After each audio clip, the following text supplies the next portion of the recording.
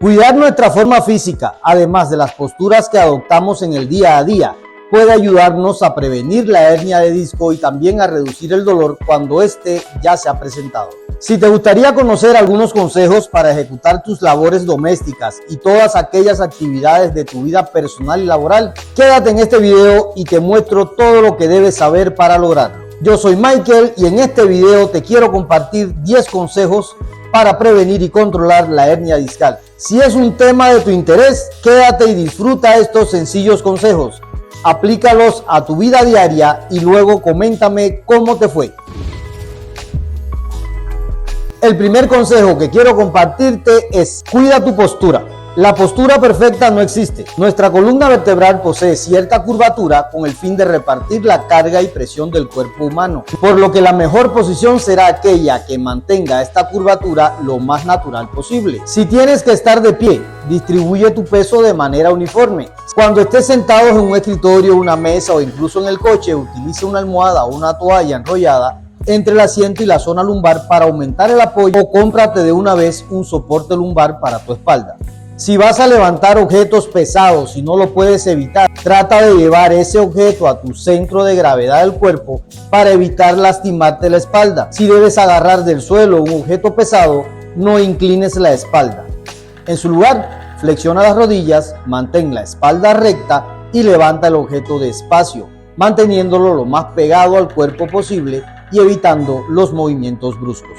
No duermas boca abajo. Duerme en un colchón duro con una tabla debajo y hazlo de lado, con una almohada entre las piernas para reducir la presión en la espalda, o boca arriba con una toalla enrollada bajo la nuca y almohadas bajo las rodillas. Sobre todo, nunca duermas boca abajo. Dormir de lado es la postura más recomendada y saludable para nuestro cuerpo. Cuando dormimos de lado, evitamos generar posible dolor cervical y de espalda.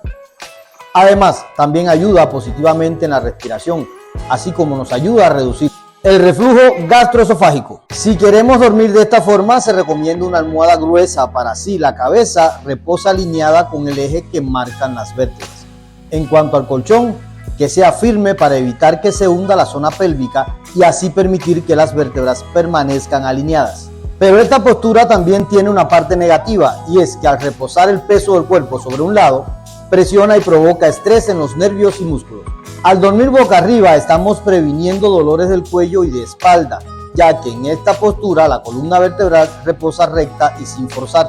El papel de la almohada en esta postura es el siguiente: debe tener un grosor suficiente como para que no se vaya hacia atrás la cabeza, pero manteniendo la curvatura natural de nuestra columna.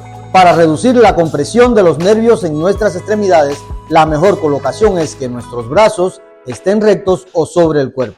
Es una postura muy recomendada para personas con problemas de sueño por ansiedad, ya que facilita la entrada y salida de aire y así evitar sensación de ahogo. Piensa en tu espalda cuando camines. Caminar puede ser un buen ejercicio si tienes una hernia discal, siempre que el dolor te lo permita y lo hagas de forma controlada y suave. Caminar es un ejercicio de bajo impacto que ayuda a mejorar la circulación, mantener la flexibilidad y fortalecer los músculos del cuerpo, incluidos los que sostienen la columna vertebral. Puede resultar beneficioso para la salud y el bienestar general, incluso si tienes una hernia discal. Cuida tu postura al caminar, manteniendo la cabeza alineada con la columna vertebral, los hombros relajados y activando los músculos centrales. O usa un calzado cómodo, con buena amortiguación para reducir el impacto en la columna y apropiado para el tipo de terreno. Opta por superficies planas y uniformes, caminos bien pavimentados o pistas para correr para que el estrés en la columna vertebral sea menor.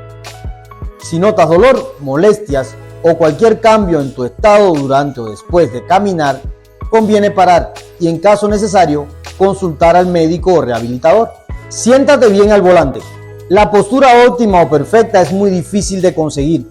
Quien conduce pasa muchas horas con el volante en las manos, pero hay ajustes mínimos que se pueden tener en cuenta a la hora de afrontar un trayecto en coche. Ajustar la distancia del asiento, la altura, la inclinación del respaldo, el reposacabezas y el volante son algunos de ellos. Para ello debes revisar la altura del asiento. La mayoría de los coches incluyen un regulador de altura en el asiento del conductor. mecanismo que es fundamental para que los muslos no queden demasiado cerca del volante y la espalda encorvada. Los expertos recomiendan conducir con el asiento lo más bajo posible. Ajustar la inclinación del respaldo. El conductor no debe ir demasiado recostado. Por eso, la inclinación es otra de las variables claves para la salud corporal dentro del coche. En la postura ideal, la espalda está bien apoyada en el respaldo, los brazos extendidos y las muñecas apoyadas sobre la parte superior del volante. ¿Qué se logra con esta postura? Brazos ligeramente flexionados para conducir con comodidad y poder maniobrar con garantías. El reposacabezas, el gran olvidado. Pocos conductores ajustan y revisan la posición del reposacabezas, pese a que cumple la función de reducir las lesiones de cuello y espalda en caso de accidente. Para colocarlo correctamente debe coincidir la parte superior del reposacabezas con la altura de los ojos. Este elemento es fundamental para lograr posturas correctas al viajar en coche. Una posición correcta evita el latigazo cervical en caso de una maniobra brusca o de un accidente. Más allá de todos estos ajustes y a causa de la incomodidad que ocasiona los viajes largos, se aconseja parar el coche cada 2 horas aproximadamente para el descanso del conductor. Lo ideal es que te sientes cerca del volante, pero no tanto como para comprometer tu seguridad. Si lo tienes al alcance, reducirás el estrés sobre el cuello, la zona lumbar, las muñecas y los hombros. Tampoco tendrás que esforzarte para alcanzar los pedales. Asegúrate también de que tus rodillas no estén más arriba de tu cadera. Por último, ajuste el ángulo del asiento de forma que el respaldo esté entre 100 y 110 grados. Deja los tacones en el armario. Cuando alguien calza unos tacones altos por tiempos prolongados, lo que está provocando es que se cambien todas las posiciones articulares del pie. El tobillo queda más flexionado, la rodilla y la cadera también se flexionan y se incrementan las curvaturas en la espalda. Esto lo que generará son dolores a nivel lumbar y cambios artrósicos en la rodilla, de alguna manera irreversibles tanto en el pie como en otras partes del cuerpo. Como muchos dicen, al caminar con tanta inclinación queda una pierna muy estilizada, pero la musculatura intrínseca de la pierna, especialmente los gemelos y el sóleo, se contraen y quedan más cortos de lo normal, produciéndose un desgaste óseo que puede acabar en artrosis en la rodilla. También el equilibrio y la estabilidad se ven afectados por el uso de tacones, ya que la musculatura de las partes laterales del pie y de la pierna tienen que estar trabajando de forma constante para poder equilibrarse. Ese bamboleo que provoca el caminar con tacones repercute en las rodillas, en las caderas y en la espalda, porque la base del apoyo del esqueleto son los pies. Así que mejor resérvalos para las ocasiones especiales, pues como ves, pueden aumentar la tensión en la espalda. El calzado demasiado plano también puede ser perjudicial. Los zapatos bajos siempre son preferibles a los de tacón altos. Aún así son perjudiciales, debido a que no ofrecen un buen apoyo para el arco del pie ni para el talón. Cuando los zapatos planos se utilizan de forma constante, se puede sufrir de tensión en el tendón de Aquiles, dolor en los músculos de la pantorrilla, dolor en los talones, arco aplanado en los pies, problemas de tobillos, la espalda baja y caderas, problemas de postura en general. Varios estudios han demostrado que lo mejor es comprar un calzado que se sienta cómodo sin dejarse llevar por la moda. Es recomendable usar un par de zapatos que se ajusten a su pie y actividad que realizarás. Realiza las labores domésticas con atención. Cuando llevamos a cabo nuestras tareas del hogar debemos prestar atención a la postura que adoptamos para impedir que aparezca un posible malestar o se desarrolle una patología en la columna vertebral debido a una lesión. Por este motivo, se vuelve importante conocer cómo evitar el dolor de espalda al realizar tareas domésticas. Al limpiar los cristales.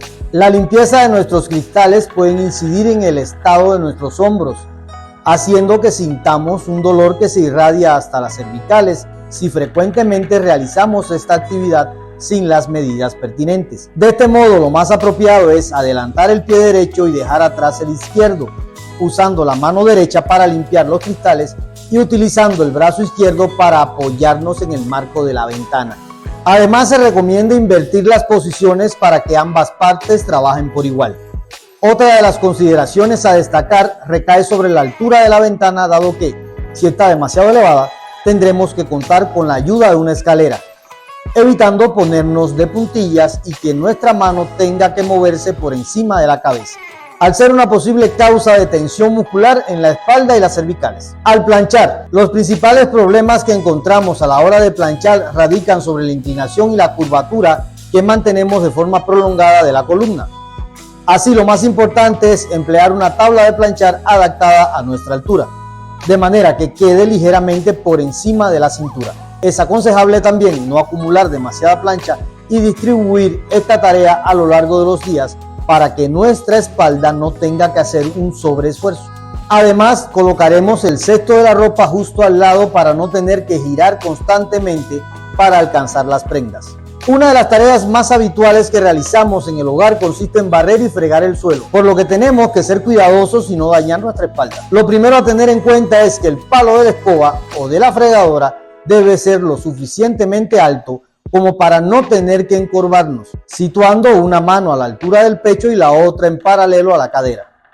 Asimismo, el movimiento debe ser ejecutado por los brazos, manteniendo la cintura fija y la columna recta. Respecto a la aspiradora, debemos adoptar la misma posición que al barrer o fregar, con la diferencia de avanzar lentamente un pie y flexionar un poco la rodilla. Limpiar los platillos. Aunque pueda parecer que la limpieza de los platillos es una actividad que no implica demasiado riesgo, lo cierto es que sí puede repercutir en el bienestar de la espalda. De esta forma, el fregado deberá encontrarse a la altura del ombligo para tener la posibilidad de mantener la columna erguida y nuestros brazos deberán formar un ángulo de 90 grados. Por otro lado, al pasar los platos al lugar donde se secarán, tenemos que hacerlo sin mover la cintura, impidiendo que tengamos que girar constantemente.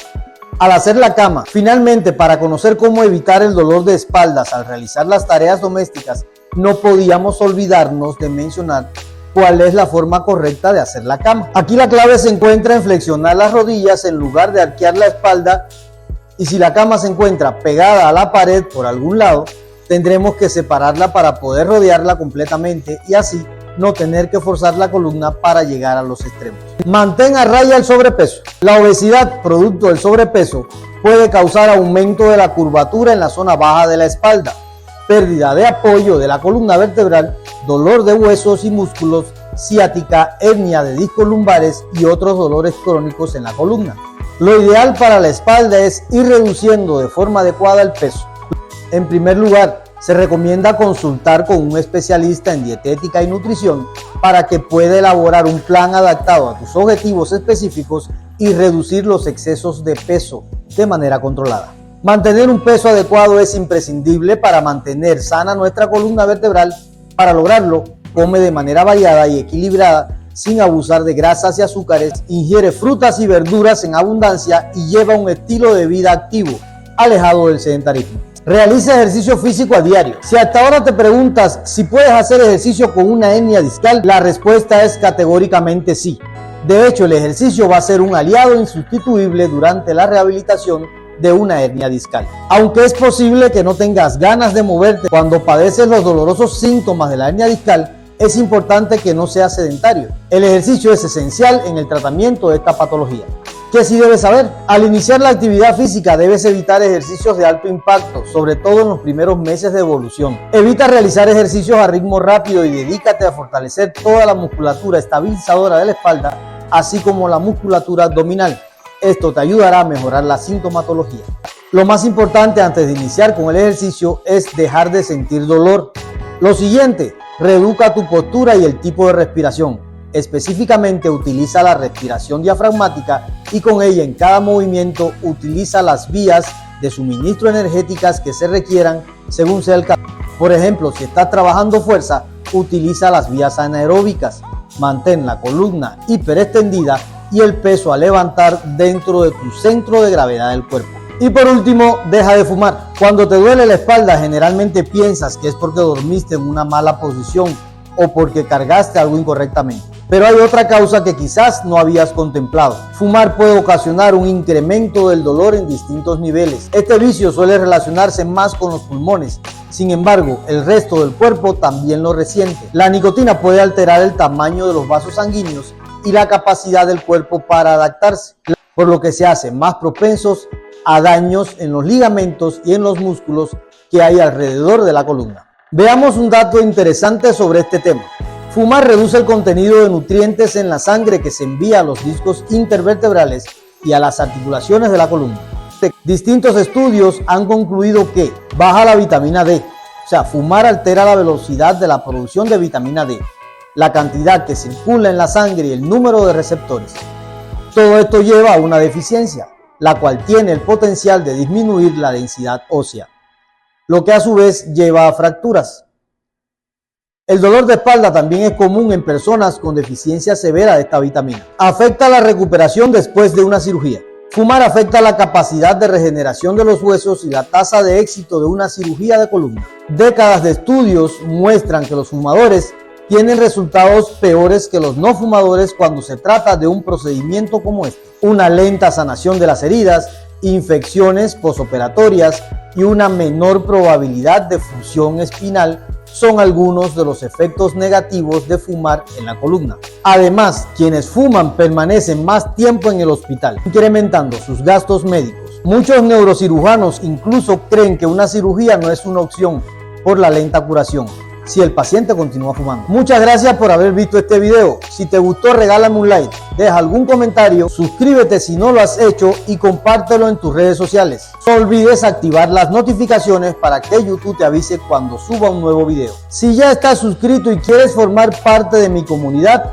te invito a unirte a mi canal dándole clic al botón que dice unirse aquí abajo, y con ello tendrás acceso directo y exclusivo a mis videos exclusivos solo para miembros del canal. Contarás con asesorías personalizadas y sobre todo tendrás acceso a todos mis cursos y mi atención para responder cada pregunta. Y si te gustaría conocer nuestro tratamiento postquirúrgico de columna vertebral por hernia discal, te invito a ver el siguiente video. Te detallaré el paso a paso para rehabilitar esta zona de manera segura, sin dolor y con resultados comprobables. Si te interesa ver de qué se trata, sígueme y te lo cuento en el siguiente video.